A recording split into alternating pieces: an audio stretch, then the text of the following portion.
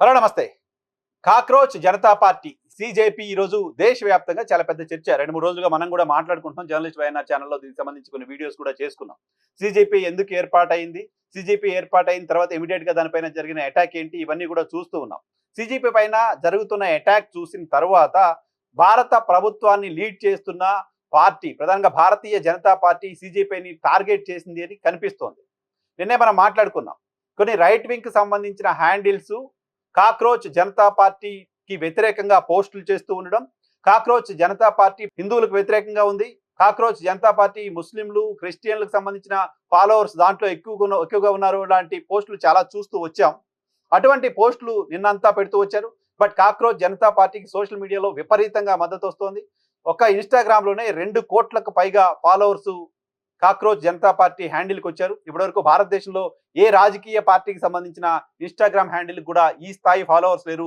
Congress, Bharatiya Janata party 2 పార్టీలకు సంబంధించిన handle కలిపితే కూడా కాక్రోచ్ జనతా పార్టీకి సంబంధించి ఉన్న ఫాలోవర్స్ అంతా లేరు.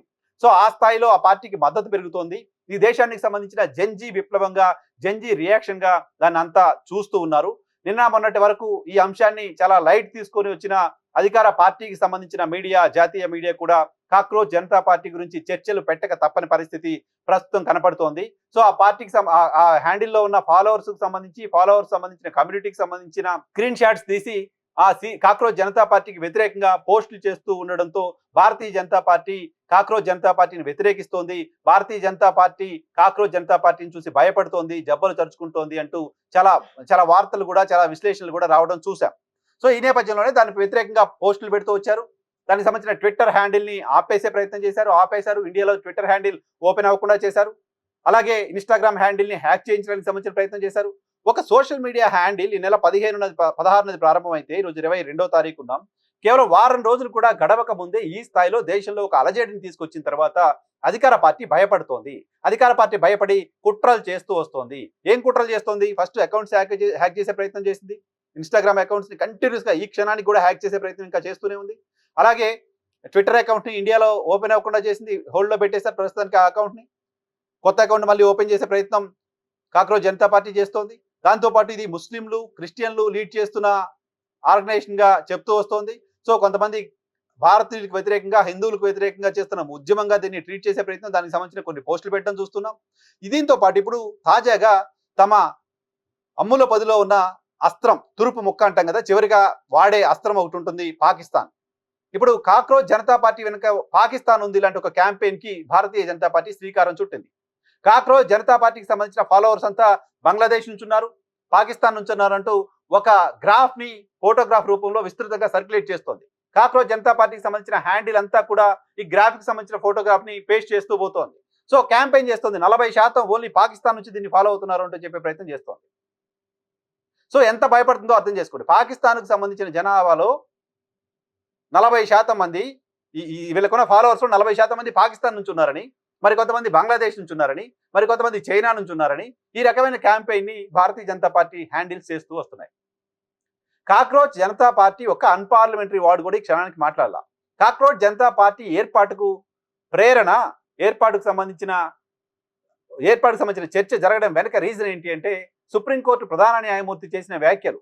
ఈ దేశంలో నిరుద్యోగులు, ఈ దేశంలో న్యాయవాదులు, ఈ దేశంలో జర్నలిస్టులు ఆర్టీఏ కార్యకర్తలుగా దేశం పైన బొద్దింకల్లా పడిపోయారు అంటూ సుప్రీంకోర్టు ప్రధాన న్యాయమూర్తి చేసిన వ్యాఖ్యలకు నిరసనగా దేశంలోని యువత చేపట్టిన ఒక చిన్న సోషల్ మీడియా క్యాంపెయిన్ ఈ స్థాయిలో భారత ప్రభుత్వాన్ని లీడ్ చేస్తున్న పార్టీని భయపెడుతూ ఉంటే, భారత ప్రభుత్వాన్ని లీడ్ చేస్తున్న పార్టీ చాలా పెద్ద ఎత్తున కుట్రలు చేస్తూ ఒక్క సోషల్ మీడియా అకౌంట్కి వ్యతిరేకంగా ఇన్ని కుట్రలు చేస్తూ వస్తుంది. కంటిన్యూస్గా హ్యాకింగ్, బ్యాడ్ క్యాంపెయినింగ్, రకరకాల గ్రాఫిక్స్ ని క్రియేట్ చేసి పాకిస్తాన్ వాళ్ళు దీన్ని వెనుకున్నారు, పాకిస్తాన్ నడిపిస్తుంది లాంటి ఒక క్యాంపెయిన్ కి దిగజారిపోయారు. సో ఇక్కడ ప్రభుత్వం చేయవలసింది కాక్రోచ్ జనతా పార్టీ రేజ్ చేస్తున్న అంశాలకు ప్రజల్లో మద్దతు ఉందా లేదా అని. కాక్రోచ్ జనతా పార్టీ చెప్తోంది న్యాయ వ్యవస్థలో ఉన్న వాళ్ళు తర్వాత రాజ్యసభకు వెళ్ళకూడదు అని. స్వాతంత్రం వచ్చిన తర్వాత ఇప్పటివరకు ఎప్పుడు లేదు. భారతీయ జనతా పార్టీ మోడీ నేతృత్వంలో అధికారంలోకి వచ్చిన తర్వాత జరుగుతోంది వాళ్ళు రాజ్యసభకు వెళ్ళడం. భారత యువత దాన్ని ప్రశ్నిస్తోంది. ప్రభుత్వం ఆన్సర్ చేయాలి కదా. ఈ దేశంలో సీట్ల సంఖ్య పెంచాల్సిన అవసరం లేకుండానే మహిళలకు 33% రిజర్వేషన్లు ఇవ్వచ్చు, ఇస్తామని మేము చెప్తోంది, ఇవ్వాల్సిన అవసరం ఉంది అని చెప్తోంది కాక్రోచ్ జనతా పార్టీ.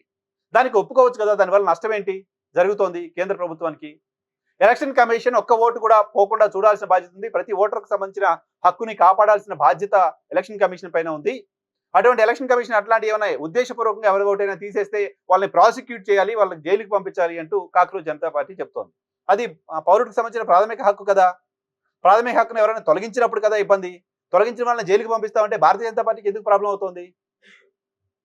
ఇలా దేశంలో ప్రస్తుతం కాంటెంపరరీ ఇష్యూస్ ఏవైతే ఉన్నాయో ఆ ఇష్యూస్ అన్నింటినీ ప్రశ్నిస్తే అది భారతీయ జనతా పార్టీకి ఎందుకు కోపం తెప్పిస్తోంది? కేంద్ర ప్రభుత్వానికి ఎందుకు కోపం తెప్పిస్తోంది?